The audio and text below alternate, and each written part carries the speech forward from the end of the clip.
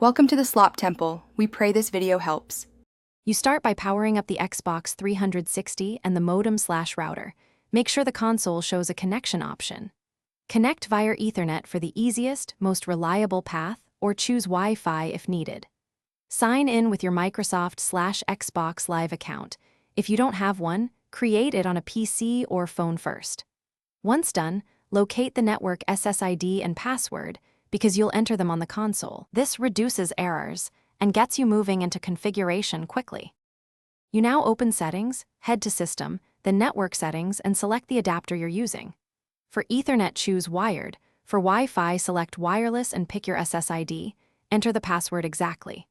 Next, select Configure Network and leave IP and DNS on automatic to avoid mistakes, unless you intentionally use a static IP or custom DNS. Once the console tests the connection, you'll see NAT type and download capability. Make adjustments on the router if NAT is strict or moderate to improve online play. You finish by signing into Xbox Live. The console will sync your profile and achievements and confirm service access. If it fails, power cycle the router and console, unplug both for 30 seconds, restart, and retry the connection test. Make sure NAT is open. If it's strict, enable UPnP or forward port 3074 TCP/UDP on the router to allow multiplayer and messaging.